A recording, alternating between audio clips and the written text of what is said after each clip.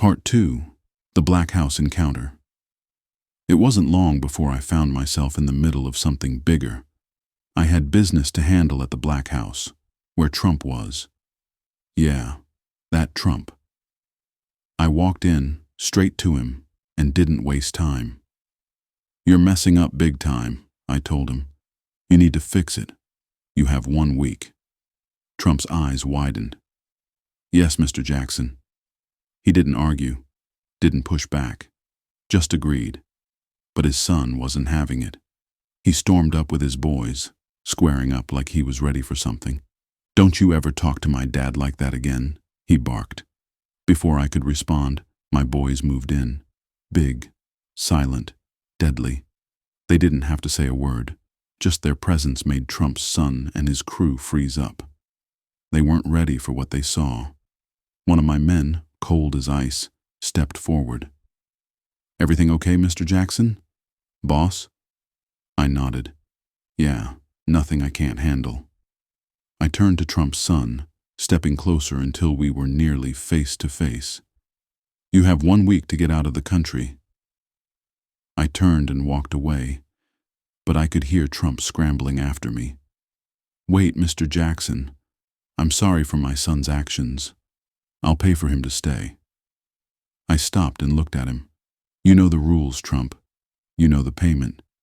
You have 2 days to have it in my account. Don't make me come back to this Black House." Trump swallowed hard. "Yes, Mr. Jackson, sir." I glanced over at his son. Trump pulled him close, whispering something in his ear. His son turned back to me, his face drained of all color, his eyes filling with tears. "Sorry, sir," he yelled as Trump dragged him away, his voice breaking. "I'm sorry, sir." I didn't even look back. I just walked out, my boys falling into step beside me, knowing this was far from over. Part 3. The Payment and the Consequences. 2 days passed, and I checked my account. The payment wasn't there. That meant one thing. I had to go back to the Black House. Rolling up with my boys, we moved like shadows through the night. The guard saw us coming and stepped aside. They knew better. When I walked inside, Trump was waiting, sweat dripping down his forehead. "Mr. Jackson, please. Just a little more time," he pleaded. I shook my head. "You know the rules. You break a deal, you pay double." Trump gulped. "I can get it. I just need—" "No more talking." I cut him off. "Where's your son?" Trump's eyes darted to the side. I followed his gaze and saw his son sitting in the corner, looking like he'd seen a ghost. He knew what was coming. I stepped forward, towering over him. "You had 1 week to leave. Now you're out of time." Tears welled in his eyes. "Please, Mr. Jackson, I didn't mean any disrespect." "Disrespect isn't the problem," I said coldly.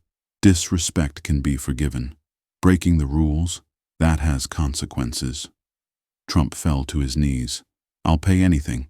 Just let my son go." I stared at him for a long moment. Then I spoke. "Double the payment.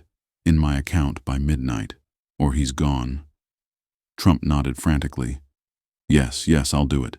I turned to leave, my boys following behind me like shadows. But just before I stepped out the door, I looked back one last time. Trump's son was still crying. He knew he had barely escaped. Like, comment, and subscribe if you want part 4.